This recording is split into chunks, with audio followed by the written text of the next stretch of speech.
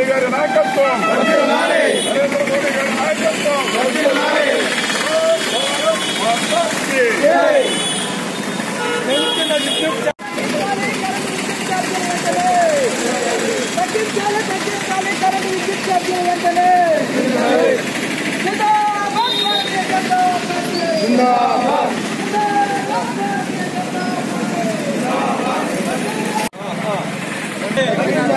పెంచిన విద్యుత్ ఛార్జీలను వెంటనే భారతీయ జనతా పార్టీ పెంచిన విద్యుత్ ఛార్జీలను వెంటనే రాష్ట్ర ప్రభుత్వం ఉండి వైఖరి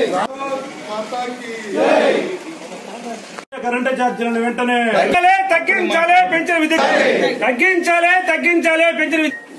పెంచిన విద్యుత్ పెంచిన కరెంటు ఛార్జీలను వెంటనే పరిపాలన చేతగాని రాష్ట్ర ప్రభుత్వం,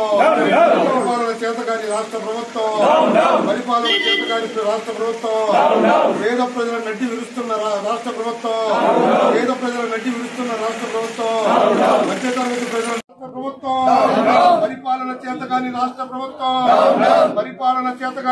ప్రభుత్వం, పేద ప్రజల నడ్డి విరుస్తున్న కరెంటు ఛార్జీలను వెంటనే పేద ప్రజల నడ్డి విరుస్తున్న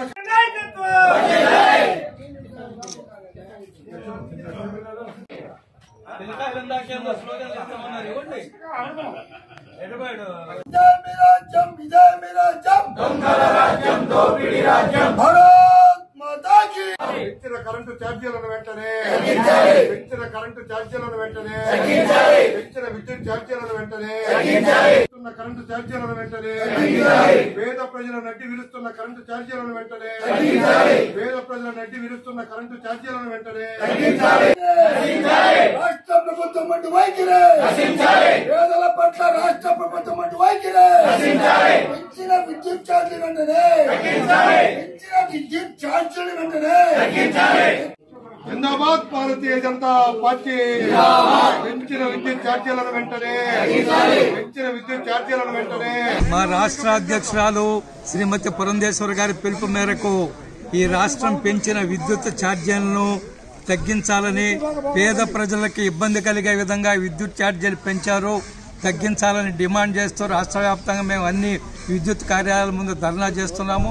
అందులో భాగంగా ఈరోజు ఈ నియోజకవర్గంలోని రైతులు పెద్ద ఎత్తున రైతులు వచ్చి విద్యుత్ కార్యాలయం ముందు ధర్నా నిర్వహించారు. మేము ఒకటే డిమాండ్ చేస్తున్నాం, మీరు ముఖ్యమంత్రి కాకముందు ప్రతిపక్ష నాయకుడిగా ఏమైతే చెప్పారో వాటిని నెరవేర్చండి, ఆ మాటను నిలబెట్టుకోండి.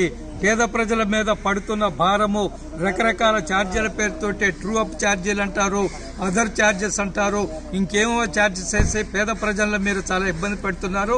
ఈరోజు కరెంటు అవసరం లేని కుటుంబాలు లేవు, చాలా చిన్న కుటుంబాలు కూడా ఒక బల్బు ఒక ఫ్యాను పెట్టుకొని బ్రతుకుతున్నారు.